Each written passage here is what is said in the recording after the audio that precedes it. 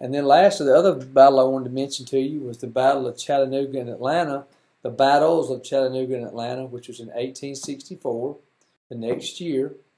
This is where a very, you could say, famous or infamous march to the sea, led by General Sherman, where he would burn. General Sherman's goal was to force the South to submit, to quit fighting.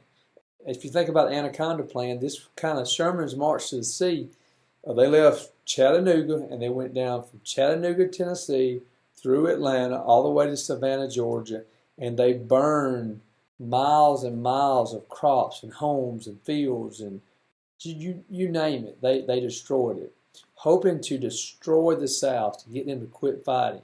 Now, because of this, for a long time after the Civil War, there was a lot of hatred towards Northerners, specifically there in North Georgia and Tennessee, because of this march to the sea that took place that actually had a huge impact on getting the South to quit fighting. But again, you have to remember, this was not another country. This was our own country. We were fighting ourselves. Remember I told you the Alabama-Auburn deal, the house divided, so to speak.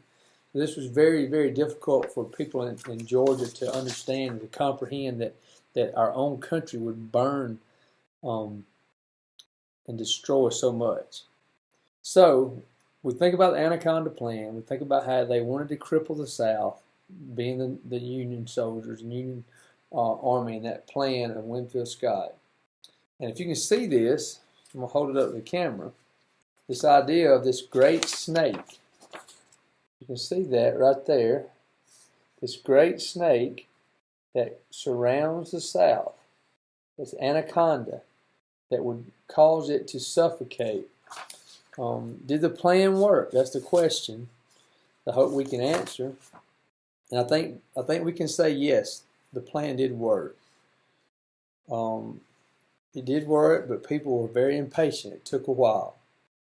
And like I said, I've already mentioned to you, it was very difficult to enact this plan because you had to literally destroy your own country.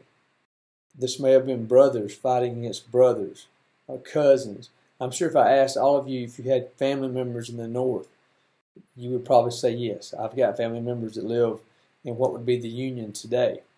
And so it was difficult for the soldiers, it was difficult for the generals to actually enact this plan, but it did work. And the results were that the Anaconda Plan called for a peaceful end to the war. It says, but Sherman's victory, for example, was very far from peaceful. The hope was it would lead them to surrender, but it did prolong the war. It was a deliberate plan, which means it took a while for it to work, and it may have prolonged the war. And thirdly, is it caused years of resentment as the southern states struggled to rebuild from death and destruction. The loss of life was immense in the Civil War, again, because we were fighting ourselves, North versus the South. So if someone lost their life, it was an American.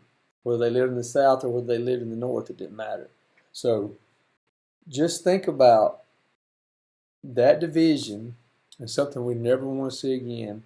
And I hope that as what we're going through now will help bring our country even closer together as we're apart and we're having to do things like this. I just want you guys to know that we miss you, Miss Johnson, Mr. Mixon, and myself, and we miss seeing you guys, and hope things to return to normal next year, and you'll be sixth graders, and I hope you're learning a lot through distance learning, which is not the same as being here, but I guess it's better than nothing.